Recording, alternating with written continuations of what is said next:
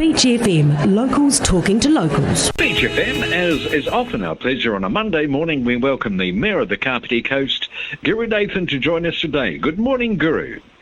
Good morning, John. Good morning to the listeners. I believe that progress is being made on the beach bylaw, that it's going out for consultation soon. Yeah, on Thursday, the council kicked off the special consultative process, and it will be from October 12th to November 13th for submission for 5 weeks, and then we'll have a hearing on November 26th, and hopefully we can get that the review completed, the new bylaw done by March next year. The current bylaw is 10 years old, May 20, 2009. And by law, we are supposed to review our bylaws every 10 years, so the time's up. And we actually started the review in February last year.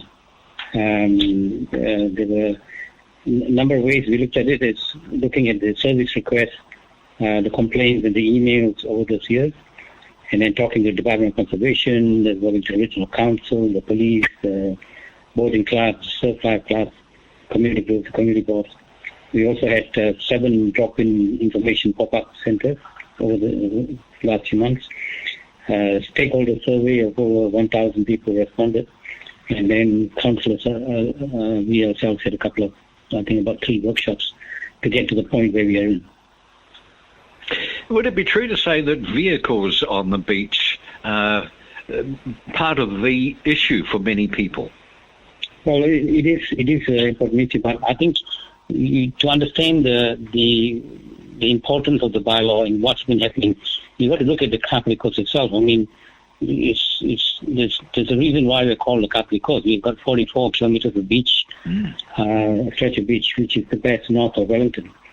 And we have got a historical relationship in terms of our beaches and seaside holiday beaches. We've got, it's been the region's playground. Fishing, swimming, boating, and historically all our communities have started in Patagreki, Rameri Beach, Parapromo Beach, Waikana Beach, Otaki Beach. And over the years, as the population has increased, and we have become permanent populations around here. And I think the last count we would have had more than 1,800 properties along the beachfront, and these beachfront properties are one of the highest rate payers. So it shows you how important the beach is for our identity and growth. And of course, when you have a large amount of population increase, you increase the use of beaches. And like you said before, the surveys and everything, the complaints, the vehicles on beaches is becoming a big problem. Indeed. Problem. Incidentally, and I don't want to divert us too much, but there was an article somewhere I read the other day about fringe towns becoming Zoom towns, and then brought out the fact that with the distance working that is going on now, the working from home, that the towns on the fringes of the major metropolitan areas are becoming even more desirable. So if this coming beach bylaw is going to last another 10 years, there's got to be a fair bit of future-proofing involved in it. Yeah, and I think normally you try not to tinker with it once you've got the bylaws, but I think because we are caught in a process, we have to review this, because if we don't get a new bylaw in by June, I think that's the cut-off period, then the old bylaw will be revoked automatically, and so you'll have no beach bylaws. Right. I suppose it is theoretically possible to review a bylaw and leave it as it is. You've then fulfilled your requirements, haven't you? Yeah, I think the long-term plan that's coming up, and then the development management strategy that we're looking at, the district plan we're looking at. I mean, those are issues that also need to cover. And then we've got the climate change issues in terms of beach erosion and the seawalls and stuff like that. So this conversation will be continuing in a whole range of other areas. This is just one jigsaw, and it's largely a management jigsaw. Right, so I understand that the strategy committee had a look at this on Friday and signed off the proposals that are going out to consultation. Was there much discussion in that forum about gates on the beach? Yeah, you've got to look at it in terms of the jurisdictional issues. The beach is technically a road under the Land Transport Act. The only authorities who can manage that are the police. Any moving vehicle in this area can only be stopped and tickets be issued by the police. Council has got no ability unless the car is stationary, and you can only ticket them for warrant of fitness and stuff like that. So we've got a problem because vehicles, you got hoons using that. And the gateway, what the police are telling us is, look, our resources are stretched. Why don't you do some operational stuff that controls access to the beaches so that they don't have to overstretch their resources? So we have access points along the beach.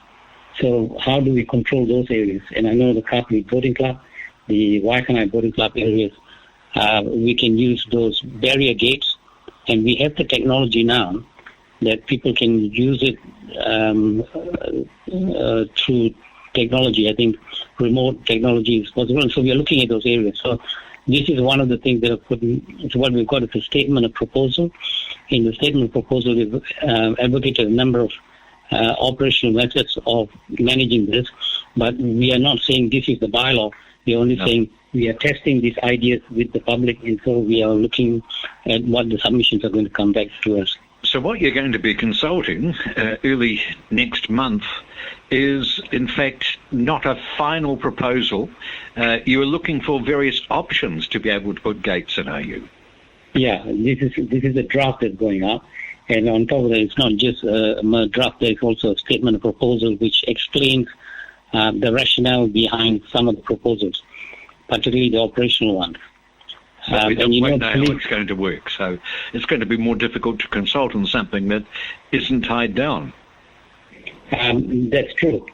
But then it makes it easier if it's a contentious issue. At least we have time to work on it. And if there are costs involved with the barrier gate, then they will have to be managed to the long-term plan. So you're looking at McLean Park at the Waikanai Boating Club. That leaves a heck of a lot of other access of the 44 kilometres of the coast. Are you going to have gates everywhere? Well, I think, again, this is an enforcement issue and how you monitor that. These are the areas where people access them most commonly, so we have to make it easy for them to do it so that people who are entitled to use it. We cannot actually stop. We haven't got the resources or capacity, I suppose, to stop renegades creating new accessways.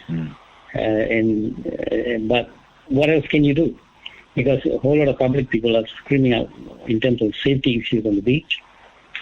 We don't have the enforcement authority. The police have. And the police are saying, look, our resources are limited. And also, they are not keen to dish out $570 fines for any infringements. And that's one of the things we are doing is the bylaw will introduce a $150 fine, which then the police can use there. At the moment, we do not have a low figure under the bylaw of what a reasonable amount of fine, which the police can then do. But we still need to respond to the police by saying, look, their resources are limited. How do we help them by reducing the number of vehicles going on the beaches? For vehicles that can use the beaches are for launching boats, for emergency police or contractors working on the beach areas, and also people with disabilities who can go in and park. And people with disabilities, they'll be able to get a card of some sort to access the beach. And I think, John, we know at the present time we have that sort of technology, and we're exploring the technologies that can be used to enable people to have access who are allowed to have that access. There are some about who say that the vehicles that they are most concerned about are the trail bikes, and particularly from environmental damage, hooting over the dunes, etc. And they can cause a lot of disruption and also disturb the ambience of going down to the beach. But they won't be deterred by these gates. They'll just go down and chuck them over the top, won't they? I mean, this is it. And up north or in the northern part of the district, especially, that Tihoro and Otaki. I think we have the rules on this motorbike, and they can be very aggressive. Mm. And therefore, how do we manage that? Again, we've got to come back to the police. And I know from the Otaki side, they don't have a four-wheel vehicle and to enable them to go to the beach to manage this issue. So, we've got to start thinking of how we work with the police to do this. When you say work with the police, and it's a good idea to have the reduced fine available to the police, because it did seem to be a little bit of a sledgehammer up against a snail situation before. But that assumes the police have got the resources and the inclination to do the policing. Have you received an indication from the police they're willing to do that? Well, I suppose it's the pressure that we need to apply to, because, again, the police are saying they were able to have the resources, especially up the Otaki side, because this is not part of the Wellington Central or Kapimana Police area.